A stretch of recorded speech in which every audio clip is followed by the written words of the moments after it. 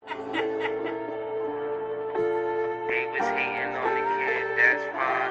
I'ma make a movie out these niggas one time. Don't you worry about the time it took. Just know that the bullets in the magazine enough to paint a comic book. Niggas all kinda shook. Round here, niggas bear enough arms and get compared to an octopus. Check out the pages of my comic book. Cannons get hand drawn. Ain't nothing sketchy when you plot the jokes. A burning flame in this comic book. Everything that changed. I turn the page in this comic. Hey, yo, my city riding. In a day of flower blossom when the sun fade. Every night it turn to Gotham, Batman and Robin. Not the heroes, but it happens when the op gets spotted. They whoop your ass and pat your pockets. Marvelous, everything real. Bitch, I never lied. Magneto lifting my arms to let the metal fly. All black Nina, call it black woman scorn. But it rain on you niggas, don't get caught up in the storm. Don't you worry about the time it took. Just know that the bullets in the magazine enough to paint a comic book. Niggas all kinda shook. Round here, niggas bear enough arms and get compared to an octopus. Check out the pages of my comic book. Cannons get hand drawn. Ain't nothing sketchy when you plot the jokes. A burning flame in this comic book. Everything that changed, I turn the page in this comic book. I'm not Peter Parker, so why do niggas think I hang with them? When every time they around, my spidey sense tangling. Bodies on ice, for trying to be dead cool. Bodies in the water, that's how you make a Deadpool. I bring carnage to these niggas, be an idiot. Dressed in all black, kinda looking like the symbiote. No matter if these niggas hating on me, I will never be a character erased from the story. Don't you worry about the time it took. Just know that the bullets in the magazine enough to paint a comic book. Niggas all kinda shook. Round here, niggas bear enough arms and get compared to an octopus. Check out the pages of my comic book. Cannons get hand drawn. Ain't nothing sketchy when you plot the jokes. A burning flame in this comic book. Everything that changed, I turn the page in this comic book.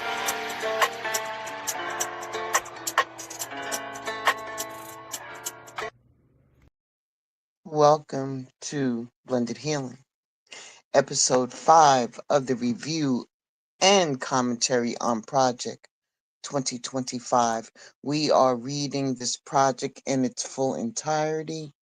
We are now on page 43 if you're reading the actual book, well, the document, but in actuality it's considered page 76 because of the foreword. Comments are welcome. Please keep it classy, nothing derogatory. My block game is real swift, and so is my moderators. I appreciate going over this document in its entirety because that's the promise I made.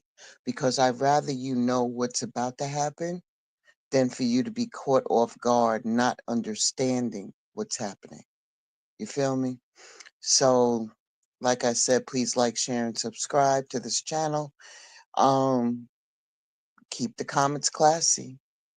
We are now going into the chapter called The Executive Office of the President of the United States, written by Russ Vought. Just to let you know who Russ Vought is, I pulled him up because I was curious to find out who he was. I know he's one of the co-authors of Project 2025. He has been appointed to the Office of Management and Budget by President-elect Trump as his pick.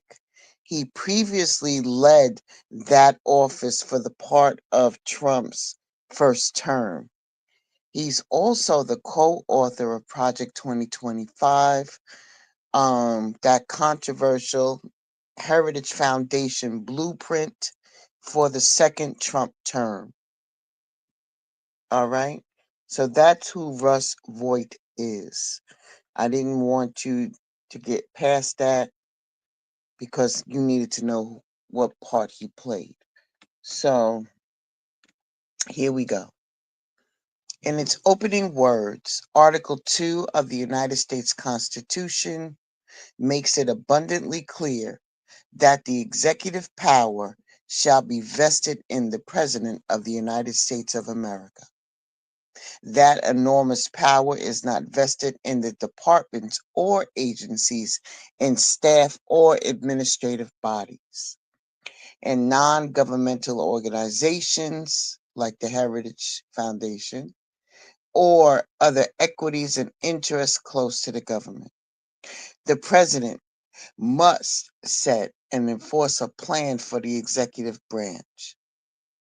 However, a president today assumes office to find a sprawling federal bureaucracy that all too often is carrying out its own policy plans and preferences. Or worse yet, the policy plans and the preferences of the radical, supposedly woke faction of the country. Pause. I was listening to one of my favorite content creators today, and I was listening to what the question was that they posed to a congressperson, asking them, what does the people in the government considered woke? And they said anything that goes against what they want to do is considered woke to them. I was like, wow, that explains a lot. So they're putting this terminology that was taken from the African American community way back, when they were speaking and telling people that they need to stay woke in regards to what's going on around them in regards to the peach people and things that are going on in the government. So they took that terminology and rebranded it to something derogatory that they know nothing about. But I digress. Let me continue. The modern conservative president's task is to limit, control, and direct the executive branch on the behalf of the American people. This challenge is created and exasperated by the factors like Congress' decades-long tendency to delegate its lawmaking power to agency bureaucracies, the pervasive notion of expert independence that protects so-called expert authorities from scrutiny. Can I say that again? Okay. They're stating in this document that the people that are considered the experts work independent from the executive branch. And they call themselves so-called experts that want to hide themselves from scrutiny. Do I need to go into that? Because you know that this scrutiny is not one of the strongholds that the president-elect likes. So to even see this written in this blueprint, might I say to you again, that was written for Project 2025, but in actuality, this document surfaced in 1980 with President Reagan when they did the same thing for him. They just rebranded it and put some new stuff in it based upon the climate of today. Okay, so we went that far. The presumed inability to hold career civil servants accountable for their performance, and the increasing reality that many agencies are not only too big and powerful, but also increasingly weaponized against the public and a president who was elected by the people and empowered by the Constitution to govern. When they say scrutiny, when they say civil servants, when they say that the agencies are too big and too powerful and have been weaponized, I want you to keep in mind that for the first time in the United States of America, proposed that the Army or the United States military will be gathering, allegedly, people in our own national soil and rounding them up to deport them. But before they get to the deportation, they will be in camps. Okay? For the first time in the United States of America, I'm going to say it again. This will be the first time that the military will be deployed on our land in the United States to round up people, where you have law enforcement agencies that should be doing that. The United States military does not have any bearing over 100 years. I'm sorry. Is it 100 years? Um, anyway, they stated that has not been done. This has not been done by a modern president. I'm going to guess not since the Civil War. I just want you to marinate on that for a little bit.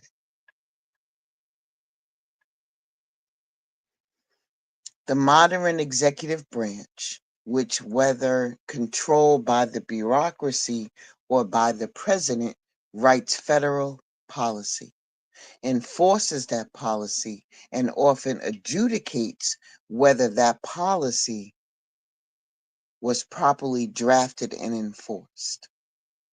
The overall situation is constitutionally dire, unsustainable, expensive, and in urgent need of repair. Nothing less than the survival of self-governance in America is at stake.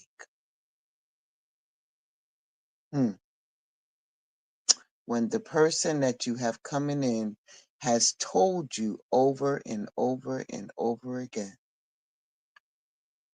that if you elect me, you will never have to do another election again, allegedly. The person who stated that they wanted to become a dictator just for one day, allegedly. The great challenge confronting a conservative president is the essential need for aggressive use of vast powers of the executive branch to return power, including power currently held by the executive branch, to the American people. Success in meeting that challenge will require a rare combination of boldness and self-denial. Boldness to bend and break the bureaucracy of the presidential will, and self-denial to use the bureaucratic machine to send power away from Washington back to the American families, faith communities, local governments, and states. Pause. Very recently, the made-up department that will be held by Elon Musk And the face of that department will be Marjorie Taylor Greene. They stated that in blue states, if you do not follow the letter of the law and do not turn in people who are here illegally, or migrants, as they like to call them, not immigrants, but migrants, your funding will be cut off completely from the federal government.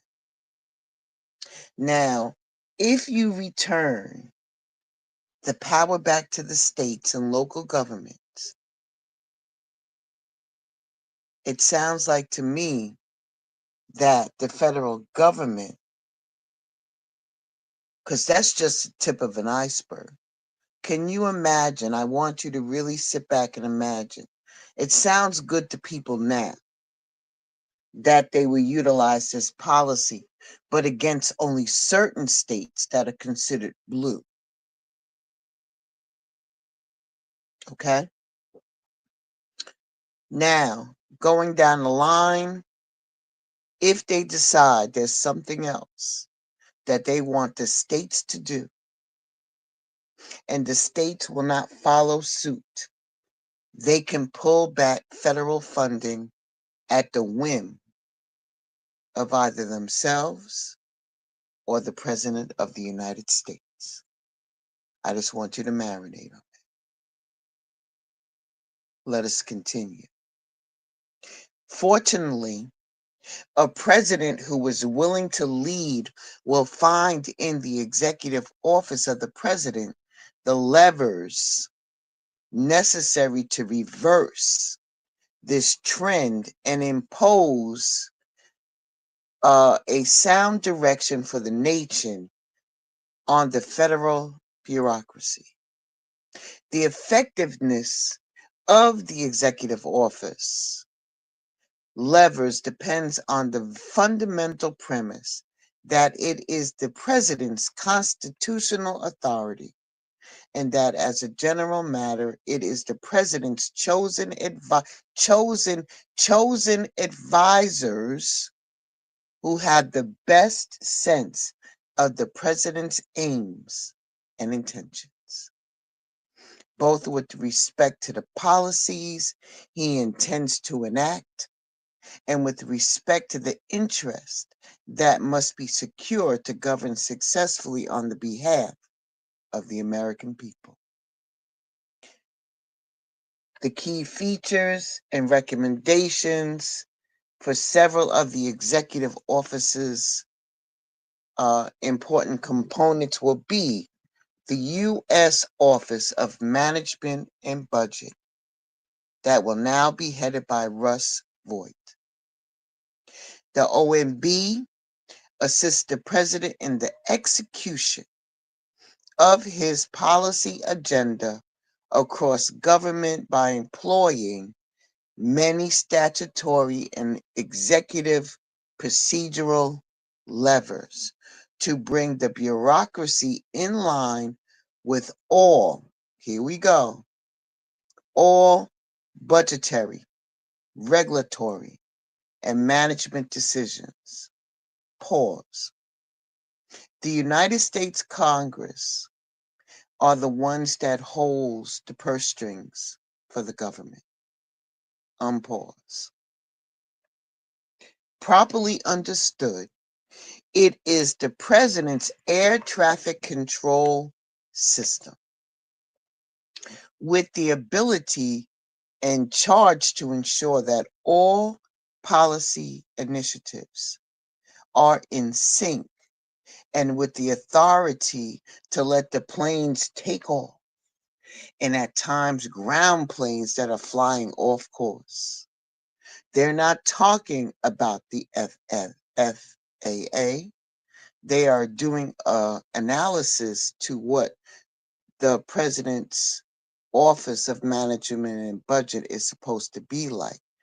It is its own air traffic control system where it tells you about policy initiatives that are either in sync with the president or they have the authority to let those initiatives take off, or if they don't like the way it's going, they can ground it to a halt because it's off course.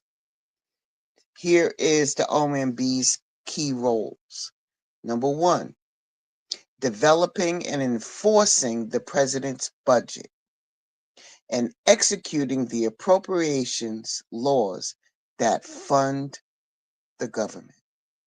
Number two, managing agency and personnel performance, procurement policy, financial management, and IT.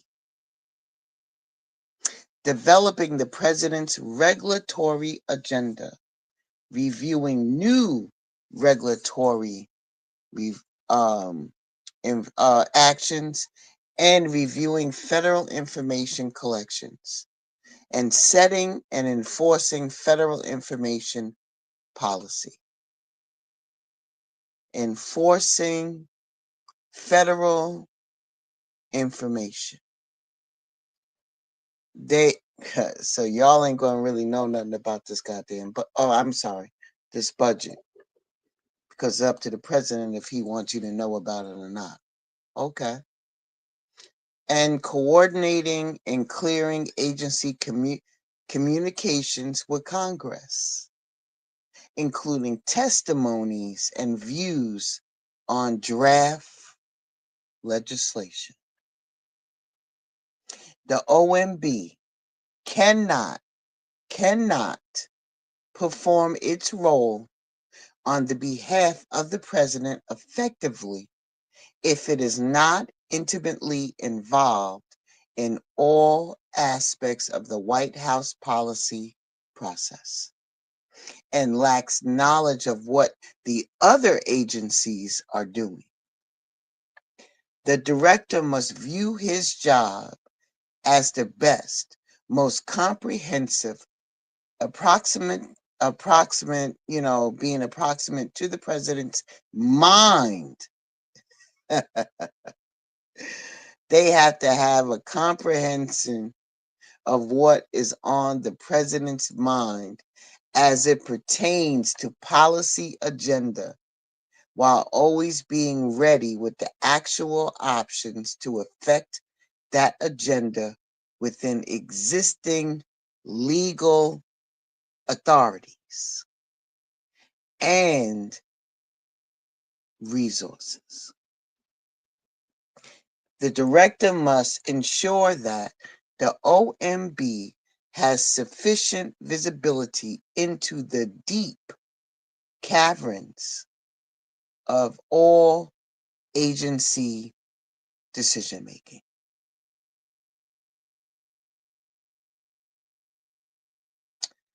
The vast majority of these apportions were signed by career officials and the deputy associate directors until the Trump administration placed its responsibility in the hands of the president and thereby opened wide vast vistas of oversight that has escaped the attention of policy officials. No director should be chosen who is unwilling to restore the appropriation decision making to the president's personal review, who is not aggressive in wielding the tool on the behalf of the president's agenda, or who is unable to defend the power against attacks from Congress. Interesting. It should be noticed that each of the OMB's primary functions, along with other executive and statutory roles, is carried out with the help of many essential OMB support offices, which include Budget Review Division, the Office of General Counsel, the head of the Budget Review Division. In addition, many key considerations involved in enacting a president's agenda hinge on existing legal authorities.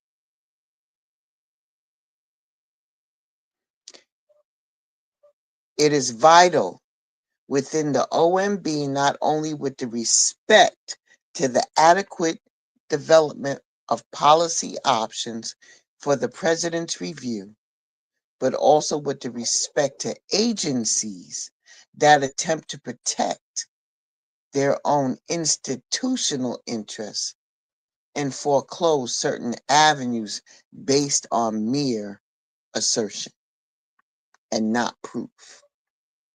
That the law, here it is, here it is. If you don't tell, based upon your own mere assertion and not having clear contact proof, concrete proof, I'm sorry, that the law does not allow it, the attempt to disregard the clear statutory commands of Congress. The director should empower a strong deputy director with authority over the deputy for management, the Office of Information and Regulatory Affairs, and to break down those barriers and not allow turf disputes or a lack of visibility to undermine the agency principal budget, management, and regulatory functions. On the behalf of the president, and they represent that view during the various policy-making processes. When it comes to the budget, the United States today is facing an untenable fiscal situation and owes $31 trillion on the debt that is steadily increasing. Pause. How much of that $31 trillion debt was incurred by President Trump when he was in office the last time? Go ahead and look it up. Go ahead. I'm going to tell you.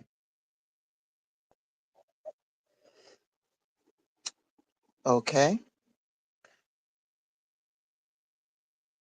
President Trump, when he was in office, the 10-year cost of the legislation and executive actions President Trump signed into law, about $8.4 trillion with interest.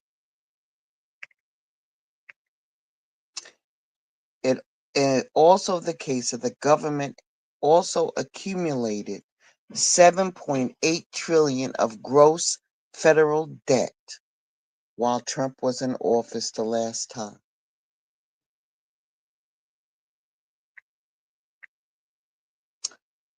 So, how do you know how you can measure how much the president, Trump, borrowed is by estimating the debt accumulated over his presidency.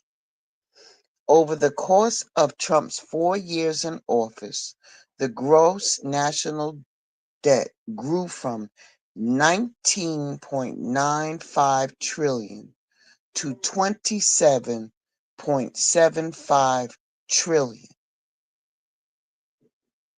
approximately $8 trillion increase. Debt held by the public, the more economically meaningful measure of debt. Okay? All right. Now, to be fair, I want to be fair. Let's find out how much did President Biden add to the U.S. debt. Now, remember that dollar sign has also is with interest. All right. So Biden. Okay. When it comes to Biden,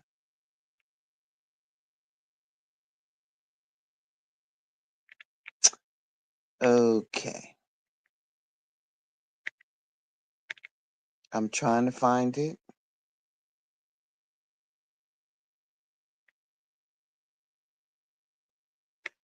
I'm trying to find it. I want to be join the cut. Da da da. Finance approved. Da da da. Okay. I'm trying to find it, y'all. I'm trying to find it. Hold up. I'm gonna get it for you. In the meantime, use your Google fingers and do the research too. Okay, I found it. I found it underneath the crfb.org, and it shows Trump and Biden, the national debt. And this was written in June of 2024, showing the United States Budget Watch. So let's get down to it. President Trump approved 8.4 trillion of a new 10-year borrowing during his full term in office, or you can say 4.8 trillion excluding the CARES Act and other COVID relief. President Biden, in his first 3 years and 5 months in office, approved 4.3 trillion of new 10-year borrowing, or 2.2 trillion excluding the American Rescue Plan. President Trump approved 8.8 trillion of gross new borrowing and 443 billion of deficit reduction during his full presidential term. President Biden has so far approved 6.2 trillion of gross new borrowing and 1.9 trillion of deficit reduction. Okay, let's go back. During Trump's term, he approved $8.4 trillion in addition to what was already there during a 10-year term of borrowing. And that included the CARES Act and other COVID relief. Okay. President Biden, in his first 3 years and 5 months in office, approved 4.3 trillion. 3 years versus 4 years. 8.4 trillion to 4.3 trillion. President Trump approved the 8.8 trillion of gross new borrowing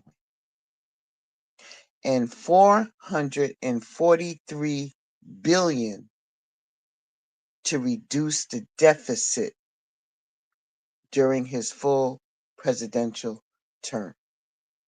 He only reduced the deficit by 443 billion. Biden has so far approved $6.2 trillion. okay, of the gross new borrowing. But he also reduced the deficit by $1.9 trillion. Simple math, people. 8.8 minus 443, 8.8 trillion minus 443 billion is Trump. Biden, 6.2 trillion minus 1.9 trillion. You do the math. Who's zooming who? I'm just saying. I bet y'all didn't know that. Bet y'all didn't know that. Okay. FAFO, y'all. FAFO. And then y'all want to hand the reins back to this person. Jesus, Lord have mercy. I digress. Like I said, the United States owes $31 trillion on the debt that is steadily increasing. The OMB director should present a fiscal goal to the president early in the budget development process to address the federal government's fiscal year responsibility. And the goal would help to align the months-long process of developing the actual proposal for inclusion in the budget. Though some mistakenly regard it as mere paper-pushing exercise, the president's budget is in fact a powerful mechanism for setting and enforcing public policy at federal agencies.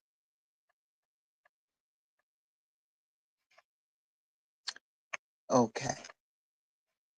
So, with that being said, each of these departments underneath this budget, I should say, right? The OMB's budget team plays a key role in executing policy across the executive branch, including at many agencies wrongly regarded as independent. Should not be independent.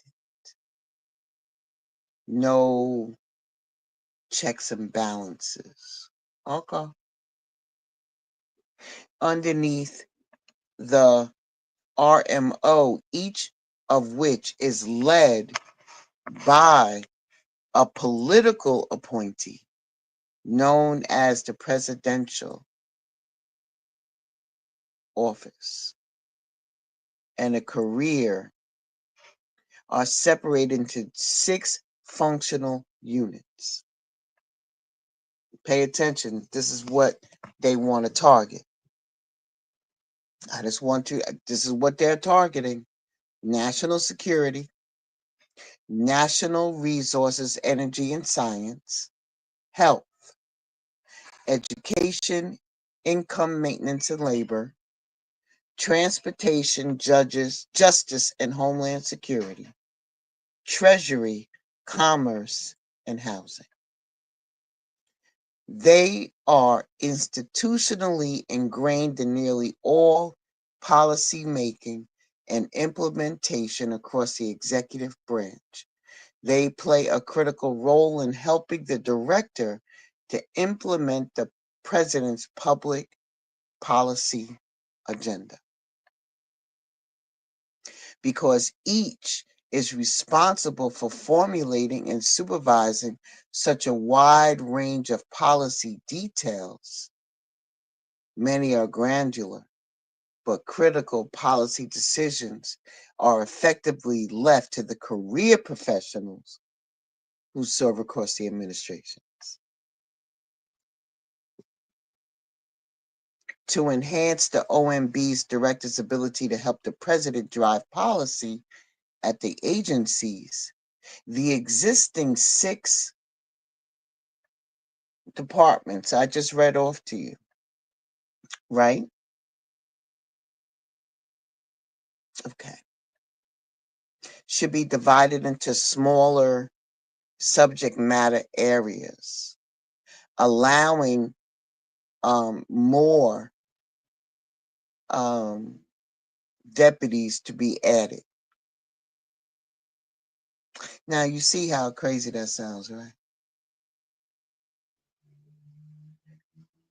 They're looking to enable more people underneath the president.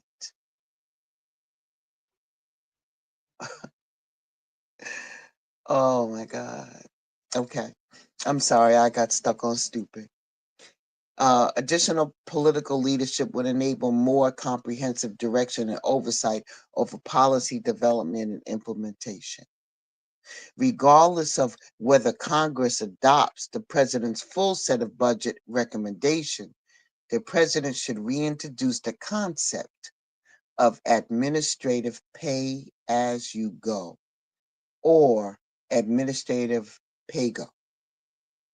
And this simple procedural requirement imposes budget neutrality on the discretionary choices of federal agencies, of which there are many in nearly all areas of policy making. This simple step forces the executive branch to control what it can control. The principle is to yield to other overarching requirements, such as presidential regulatory budget. But in nearly all cases, administrative pay as you go plays a unique and indispensable role in enforcing fiscal responsibility at federal departments and agencies. Pause, because I really need you to understand.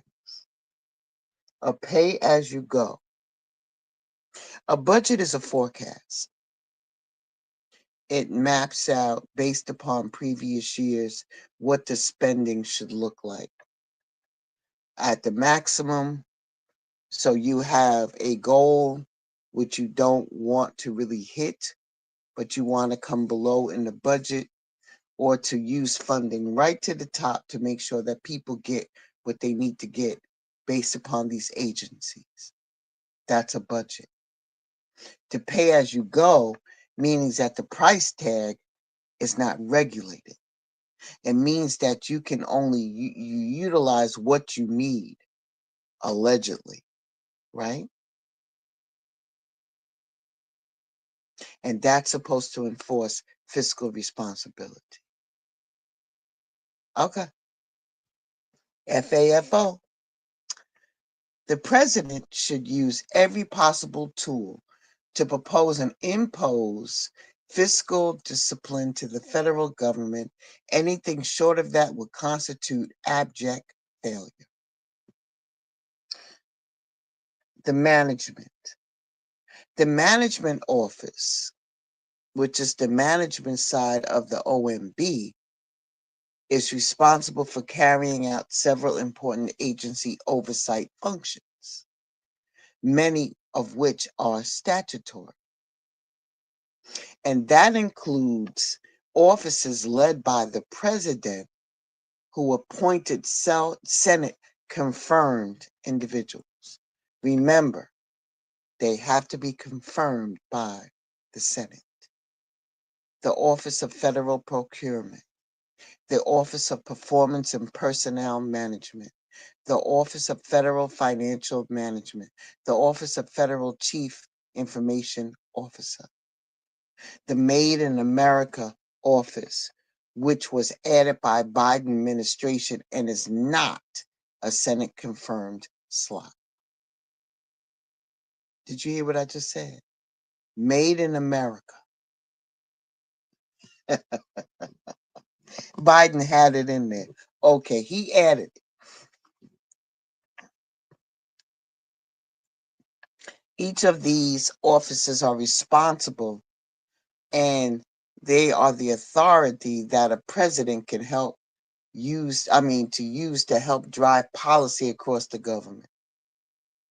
Remember when we talked about in previous time the collapse of the administrative state, and that all control should roll up underneath the executive office of the president? This is probably why this is vast. It is vital that the director and his political staff, political staff,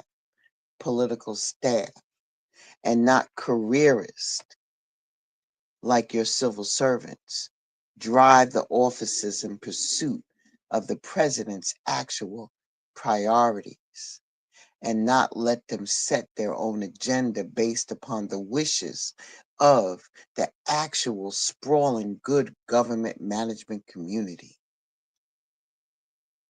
in and outside of the government. Many directors do not properly prioritize the management portfolio, leaving it to the deputy of management, but such neglect creates purposeless bureaucracy that impedes a president's agenda as the M train to nowhere. Oh my God, I can't. You know what? Okay, let me see. We're going to get through this part of it and then we'll come back to the executive office. Okay. The OFPP, the Office of Performance and Personnel Management, plays a critical role in leading to the development of new policies and regulations concerning federal contracting and procurement. The president's the key role in helping to implement the president's policy agenda. This office should engage early and often in the Office of Management and Budget to drive policy, including obtaining transparency about entities that are awarded federal contracts and grants, and by using government contracts to push back against woke policies in corporate America. We gonna give the money to who the hell we want to give it to. Okay, gotcha.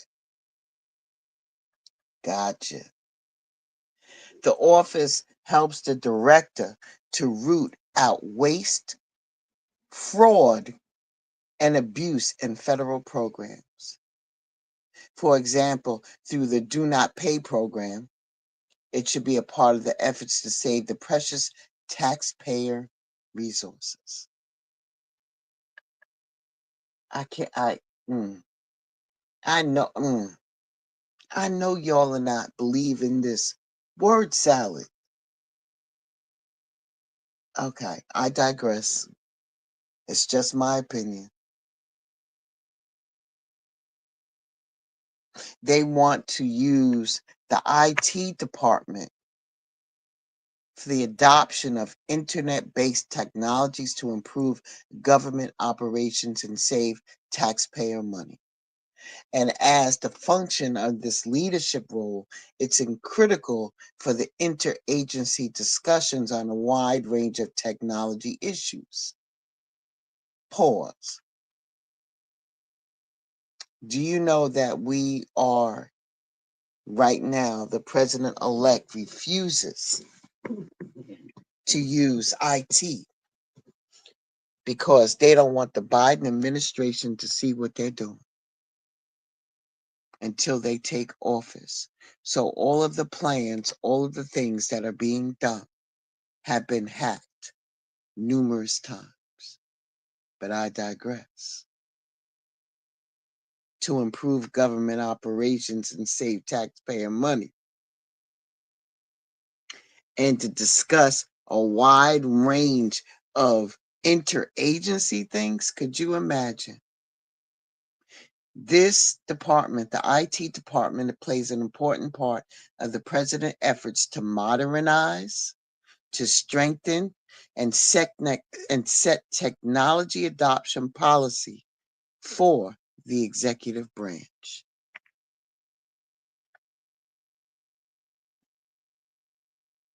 Building on the example and the work of the Trump administration, President Biden established this office, which is Made in America, to centralize, carry out, and further develop the federal government's Buy American and other Made in America commitments.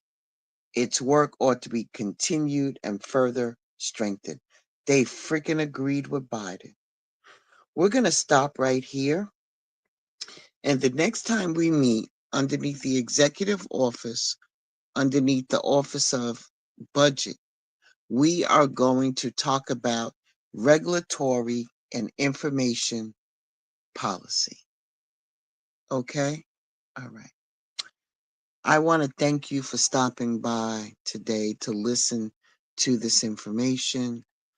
I think it's very important that we go through the Mandate for Leadership Project 2025, the Conservative Promise, so you can understand where we are, where we're going, and what's being done.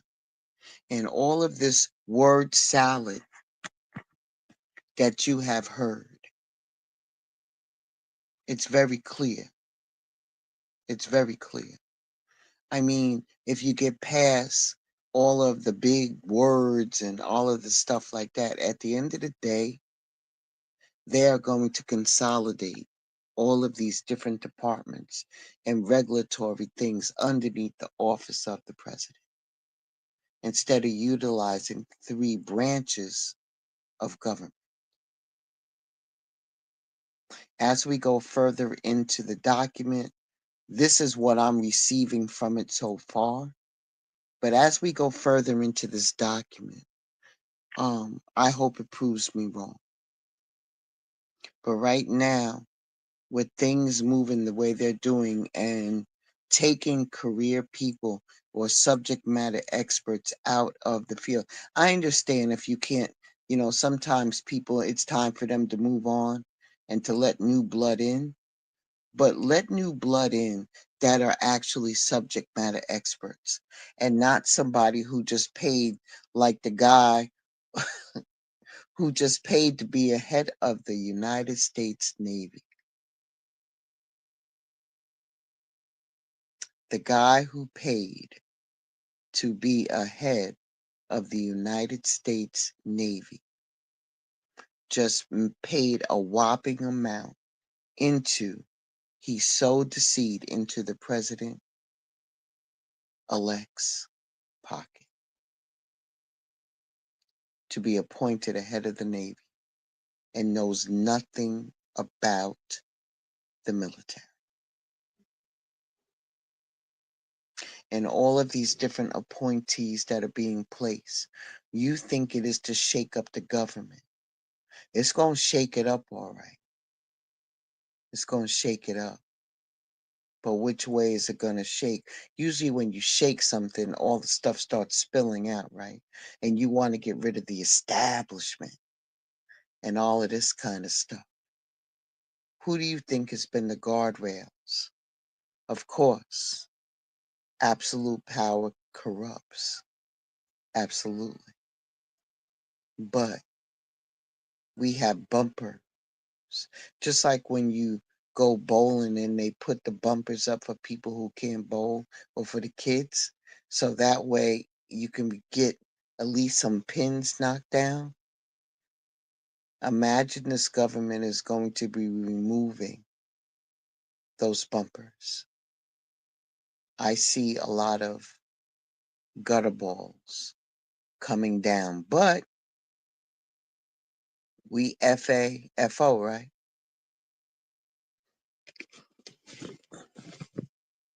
All I can say is stay woke, y'all, until the next time we meet.